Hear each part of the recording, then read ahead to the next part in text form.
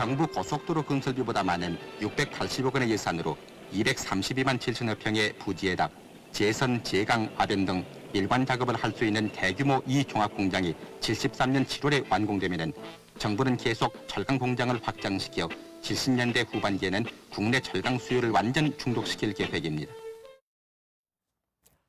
네, 방금 보신 영상은 포항 종합제철공장의 착공식 모습이었습니다. 숱한 어려움을 극복하고 건설된 이 포항제철소는 이른바 한강의 기적을 만든 주역이 됐습니다. 이후 철강 산업은 대한민국의 중공업을 대표하는 분야로 성장했는데요. 지난해 미국의 철강 수입량 국가별 순위를 보면 우리나라가 413만 톤을 기록하면서 4위를 차지했습니다. 최근에는 탄소 중립 기조에 따라서 국내 철강업계도 친환경 철강 기술 개발에 앞장서고 있는데요.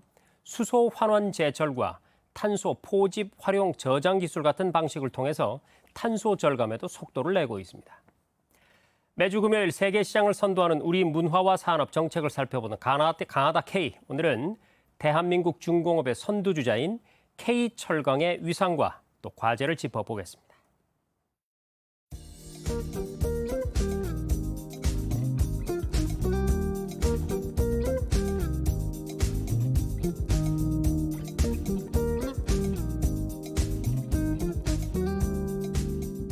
네, 오늘 저희 뉴스룸에 산업연구원 소재산업환경실의 이재윤 실장 초대했습니다. 실장님 어서 오십시오. 네, 안녕하세요. 자, 최근에 국내 철강업계가 호조세를 맞았다 이런 반가운 소식이 들려오고 있습니다. 먼저 현재 K철강의 이 세계적 위상 어떤지 궁금하네요. 네, 우선 그 세계적 위상을 보기 위해선 이제 국가별로 사실 철강 산업을 비교를 한번 해볼 수 있을 텐데요. 규모 면에서는 비교를 해볼 때, 그러니까 철강 제품이 사실 여러 가지 형태에 따라서 좀 다양하기 때문에 철강 제품을 만들기 전에 그 어떤 중간 반제품이라고 할 수 있는 조강이라는 조강이라는 개념을 활용해서 조강 생산량을 가지고 한 국가의 철강 산업 규모를 이제 비교를 하게 되는데요. 네. 작년 기준으로 보았을 때 우리나라가 한 7천만 톤 정도를 생산을 해서 전 세계적으로 6위 정도로 상당히 큰 규모의 철강 산업을 갖추고 있다라고 할 수가 있겠고, 최근 한 2010년 이후로 계속 5위, 6위권의 그런 그 규모를 보이고 있습니다. 그리고 이제 무역 측면에서 보았을 때, 수출 측면에서 보았을 때 더 큰 이제 위상을 보이고 있는데요. 수출도 작년에 한 2,700만 톤 정도를 이제 전 세계적으로 모든 국가에 이제 수출을 해서요. 중국, 일본, 러시아 다음으로 이제 4위의 수출 규모를 지니고 있고요. 그리고 질적인 측면에서 보았을 때 철강 중에 이제 가장 또 여러 가지 이런 범용 제품도 있지만 굉장히 또 최첨단 그 철강 소재도 있는데 네. 수송기기용 아주 초고강도 소재라든지 그다음에 내진 내화용 그 지진에 강하게 견디는 철강제, 그리고 또 그 에너지 같은 경우에는 운송을 할 때 굉장히 고특성이 요구되기 때문에 에너지 운송용, 고망강 그런 특수강 같은 분야에서도 우리나라가 굉장히 그 월드 프리미엄급 제품들을 이제 보유하고 있고요. 이러한 품질 경쟁력을 인정받아서 세계적으로 추진하고 전 세계에서 이제 선도하고 있는 그런 하이퍼루프 프로젝트에서도 이제 우리나라에서 만든 철강제가 이제 납품된 바가 있고, 그리고 이제 그 향후인 디지털 전환 측면에 있어서도 그 세계 경제 포럼에서 이제 그런 혁신적인 선도하고 있는 스마트 공장을 이제 먼저 선정을 해서 발표를 하고 있거든요. 그래서 2019년도에 우리나라에서는 우리나라의 대표 기업인 포스코가 우리나라에서는 최초로, 그리고 전 세계 철강 기업 중엔 두 번째로 선정된 바가 있을 정도로 그런 어떤 미래 트렌드에도 앞서가고 있는 상황입니다. 네, 말씀을 들어보니까 우리 철강 산업의 세계적인 위상 참 대단하다 생각이 들고요. 최근에 언론 보도를 보면 포스코의 1분기 영업이익이 역대 최대치를 기록했다. 네. 이런 소식도 들려옵니다. 그러면 이렇게 우리 철강업계가 최근에 호조세를 보이고 있는 배경은 또 어디에 있을까요? 우선 저는 우리 철강업계가 사실 그동안 철강 산업이 사실 통상 규제라든지 여러 가지 규제를 많이 받는 산업이었기 때문에 네. 그동안 여러 가지 좀 위기 속에서 위기를 많이 겪어오면서 판매처가 굉장히 다양하게 이제 분산이 돼 있습니다. 그다음에 원료의 조달 체계도 좀 안정적이고 생산도 좀 유연한 시스템을 확보하고 있어서요.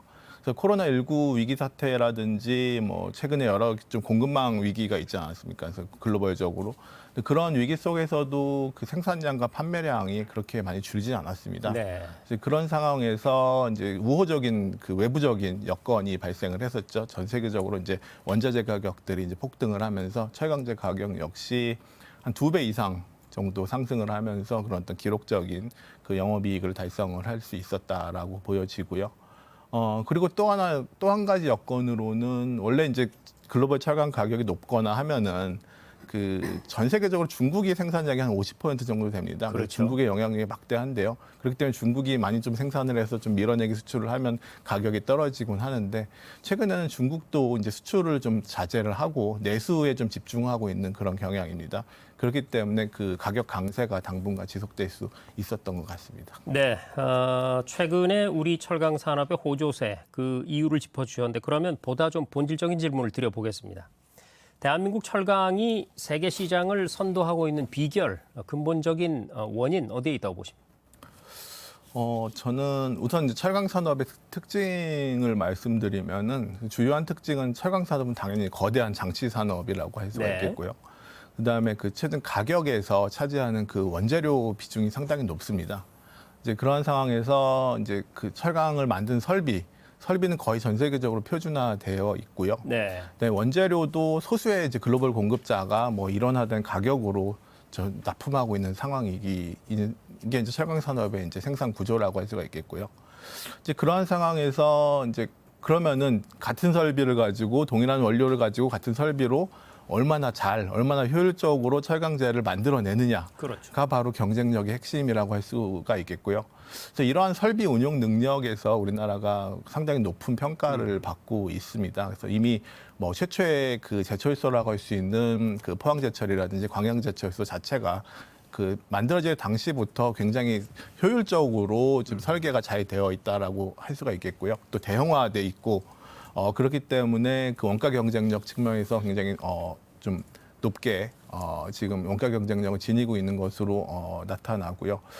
사실 이러한 그런 어떤 설비 효율성, 그다음에 원가 경쟁력은 에너지 효율성 지표에서도 좀 나타나고 있습니다. 그러니까 세계 여러 기관에서 철강 산업의 국가별 이제 에너지 효율성을 좀 비교를 해오긴 있었는데 최근 한 15년 정도 전부터 우리나라의 철강 산업의 에너지 효율성은 뭐 일본과 더불어 전 세계적으로 가장 높게 이제 평가되고 있습니다.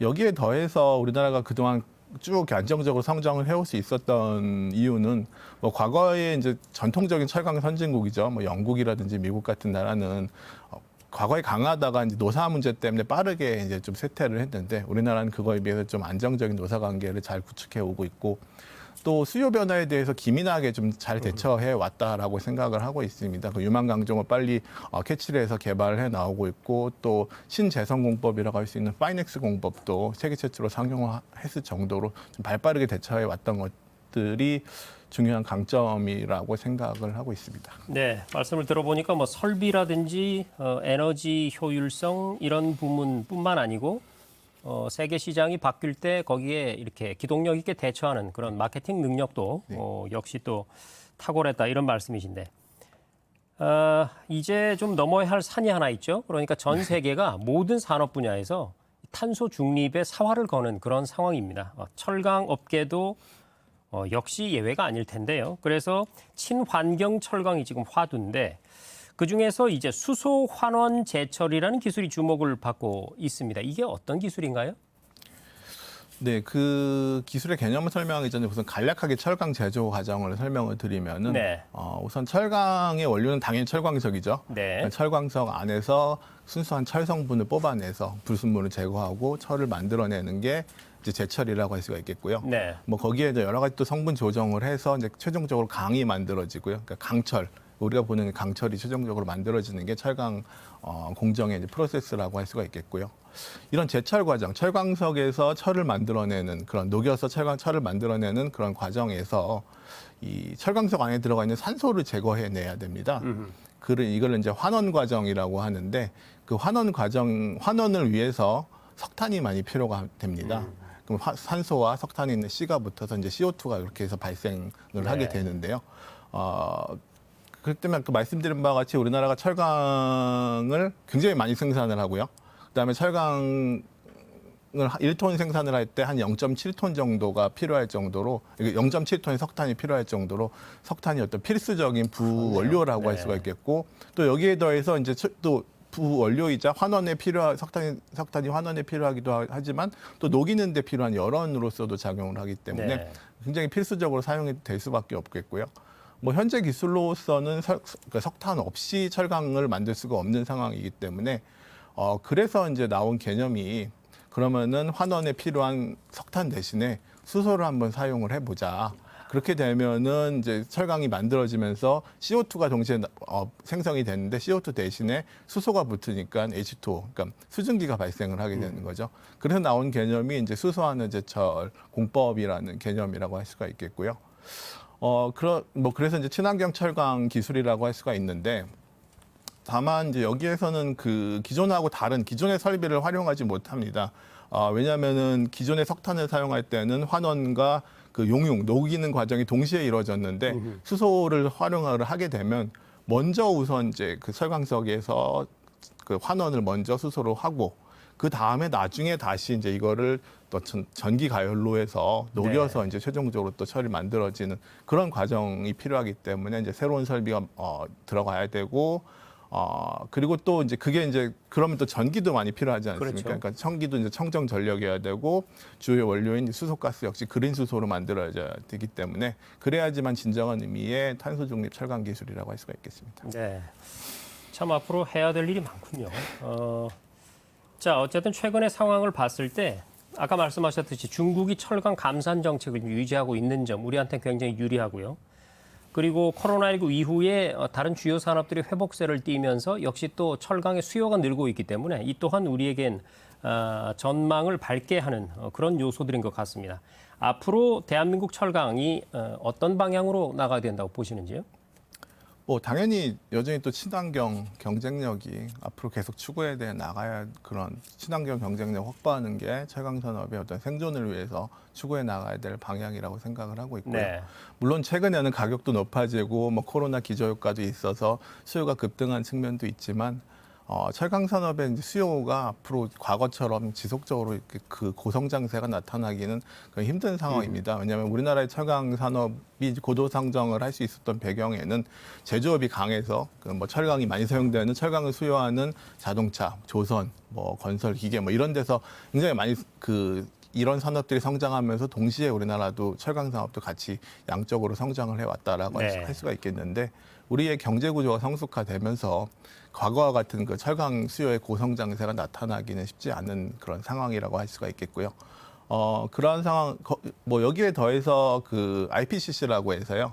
기후변화에 관한 그 유엔 산하의 그 국가 간 그 협의체가 있는데 거기서 최근 4월에 그 보고서를 발표를 했는데 철강 산업에서 뭐 CO2 저감하기는 어렵지만 그래도 우리가 생각해 볼 수 있는 것은 뭐 그동안 사실 우리가 너무 많이 필요 이상으로 많이 사용을 해왔다. 그렇기 때문에 수요 저감 정책을 펼쳐서 좀 덜 사용하자라는 그런 식의 보고서가 나와서 이제 각 국가들도 이제 그런 식의 정책들을 이제 마련할 것으로 예상되기 때문에 이러한 건 역시 향후에 어떤 철강 수요의 뭐 양적 고도 성장을 기대하기 힘든 그런 요인이라고 할 수가 있겠고요. 거기다가 또 뭐 아시겠지만 작년에 그 각 국가별로 탄소 중립을 선언을 했고요. 거기 이제 단순 선언이었지만 이제 글로벌 주요 기업들도 이제 탄소 중립을 선언을 하면서 실제적으로 요구를 하고 있습니다. 실제적으로 뭐 BMW, 뭐 벤츠나 BMW나 그런 글로벌 완성차 업체들이 우리 철강 업체들에게 그 공급하는 철강제의 CO2 정보를 요구하거나 아니면은 일정 정도 기준을 맞춰서 이 정도의 그 CO2 그 이하로 된 그런 철강제만 공급하라는 것과 같이 어떤 그린 철강제의 이제 공급을 늘려야 되는 상황인데 그린 철강제의 공급을 비중을 높이기 위해서는 상당히 그 비용이 늘어날 수밖에 없겠고요. 만약에 기존처럼 범용 철강제의 공급을 범용 철강제로 간다고 하더라도 탄소 중립 규제 때문에 또 비용이 늘어날 수밖에 없습니다. 그렇기 때문에 이 어떤 그 최근에 그 어떤 기후 탄소 중립 기조에 따라서 비용이 늘어날 수밖에 없는 구조라서 결국은 이를 위해서는 이러한 원가 경쟁력을 위해서는 친환경 경쟁력을 확보하는 것이 이제 핵심이라고 할 수가 있겠습니다. 네, 그렇지 않아도 지금 마지막 질문을 그걸 드리려고 했었는데 사실 방금 말씀하신 그 탄소 중립이라는 그 큰 산을 넘기 위해서는 역시 이 어떤 철강 산업이 스스로 변모하는 대전환이 있어야 되지 않겠습니까? 그런데 거기에는 비용이 많이 들 것이고 그렇다면 앞으로의 이 정책적 지원도 역시 그 부분에 좀 초점이 맞춰져야 되지 않나 싶은데 네. 앞으로의 정책적 지원 어떤 방향이어야 할지 한 1분 정도 마무리 말씀 부탁드립니다. 네, 알겠습니다. 그 당의 정책적 지원 방향 역시 그 방금 전에 질문하셨던 그 수소환원 제철을 우리가 얼마나 빨리 만들어내서 정착시켜야 될 것이냐가 네. 중요하다라고 할 수가 있겠고요. 새로운 기술 개발하고 설비를 바꿔나가야 하기 때문에 많은 재원이 소요되고 그렇기 때문에 그와 관련한 종합적인 지원 전략을 마련해야 될 것 같고요. 사실은 이제 그 유럽에서 좀 경쟁적으로 앞서 나가고 있는데 우리나라에서도 계획은 세웠지만 아직까지 이제 좀 기술 개발 대형 프로젝트가 시작이 되지 않을 정도로 좀 지금 지연되고 있는 상황이어서 보다 더 과감한 어떤 전환을 좀 모색을 할 필요가 있겠다라는 생각이 들고요. 인프라 측면에서도 사실 수소가 이제 결국 새로운 원가 경쟁력을 좌우하고 있는데 네. 그 기업 입장에서는 수소가 얼마나 많이 조달될 수 있을지 또 그 비용이 경쟁력이 있을지가 불확실하기 때문에 그에 대해서 좀 인프라를 많이 확보하는 것도 중요하다라고 할 수가 있겠고 또 탄소 통상 규제가 유럽의 탄소 국경 조정과 같은 탄소 통상 규제가 지금 확산되는 분위기에서 이런 것 때문에 단기적인 경쟁력이 훼손되지 않도록 정부가 좀 많이 지원할 수 있는 방안을 찾아내는 것이 중요하다고 생각하고 있습니다. 네, 잘 알겠습니다. 강하다 K, 오늘은 K 철강의 앞길에 대해서 산업연구원 소재산업환경실의 이재윤 실장과 알아봤습니다. 실장님 오늘 말씀 고맙습니다. 감사합니다.